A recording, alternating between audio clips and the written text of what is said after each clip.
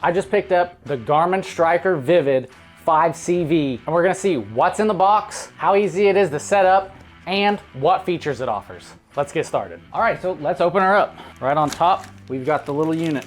They use good tape, goodness. Nice little unit. I like this little blue. It looks like what would be a seal or something, but I don't know, I just kind of like that little touch for it. Let's set this to the side, see what's down below. Got you a sticker, got a mounting plate, power cables, the bracket, a little bit of hardware, bolts, screws, and the bracket knobs. We got, looks like the transducers in here. We've got a transducer mounting bracket with the clamp, kind of like that, not gonna lie. Here's the little transducer, not a giant one, but hey, see about that one. Instructions, pretty cool. More mounting hardware, looks like mounting for the transducer, mounting for the transducer. So however you kind of want to mount it, they're giving you options. I really like that about it, that they're already giving you the options of, hey, if you want to mount it on the trolling motor, hey, if you want to mount it on the transom, we're going to send the bracket anyway and we're not going to make you buy it. So kudos to Garmin on that. All right, and then we've just got some more paperwork kind of stuff, warnings, probably warranty stuff, that kind of thing. All right, so let's get this thing hooked up to a battery and check out the features. Before I plug it in, one thing I want to say that I really like is this little yellow thing right here. It's an inline fuse that already comes assembled to the power cord. I've gotten several other fish finders that I've tested in the past that you have to put the fuse on yourself, and while it's not difficult at all, it's just nice that it already comes done, so you don't got to worry about it. All right, so let's plug this in. Now, if I was keeping this fish finder, I would put some connectors on the ends of these just so it stays on the battery longer, but I'm not keeping this fish finder, so I'm just going to do my best to hook it up to the battery without the connectors. All right, that was easy. Now all we got to do is plug it in to the slot that says power.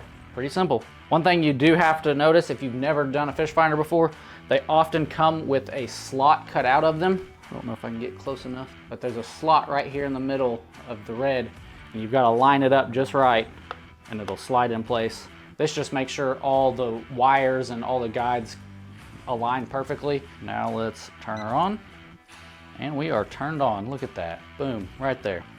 We want English, hit the check mark. Store demonstration, we'll leave that on because I don't have the transducer plugged in. So right away, this unit has traditional sonar, so we can click on traditional sonar. That's just gonna be your typical, like looking for arches, looking at the bottom to see kind of what the contour is like.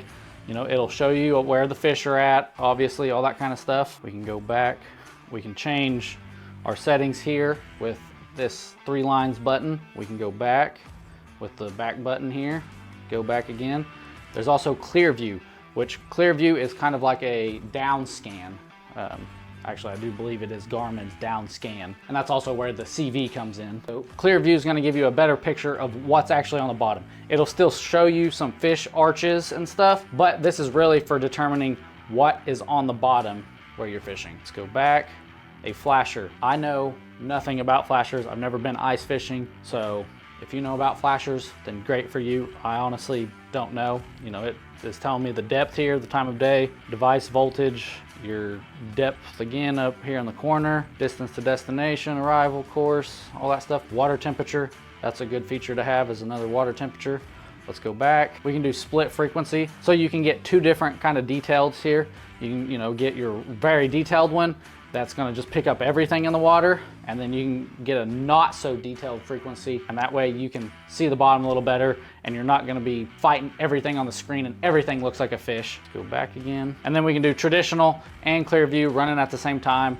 This way you can pick up fish arches a little bit better. As you can see, there's like a fish arch here on this one, and you just really can't see it on this one nearly as well.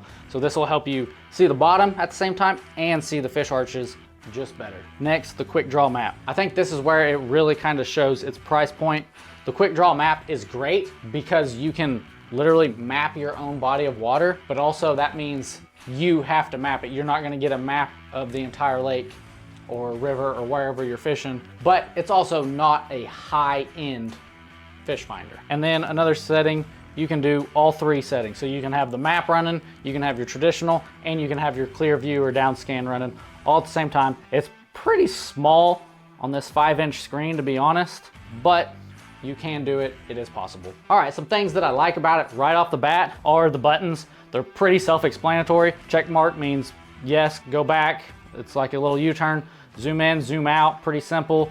Navigate with the buttons here. You've got go to settings with your 3 lines. You can also immediately mark a waypoint with a button right here. I really like that feature. Instead of trying to hurry up and try to find how to add a waypoint, you can just mark it here, click add, and go and add your waypoint. There is also a customize feature, so you can actually customize the homepage to what you would like it to be. And then there's a setting, so you can describe your boat that it's on, if it's offset anyways on your boat. You can get your alarms, your navigation, your system settings are gonna be like the display, the GPS, auto power on, and you can even change the keyboard layout. So this is my initial thoughts on this little unit. I'm gonna test it out for about a month, and then I'll have another video giving you the pros and cons that I've found while actually on the water with this unit. But if you can already tell that this just isn't gonna be the unit for you, maybe it doesn't have the right features, maybe it doesn't have enough features, there's a video down below me that talks about the pros and cons of the Garmin EchoMap UHD. It's one of Garmin's upper mid-tier offerings, and I've got to say I've been pretty impressed with it, but there are a few cons that might make it a bad choice for your situation if you're a beginner. I can't wait to see you there.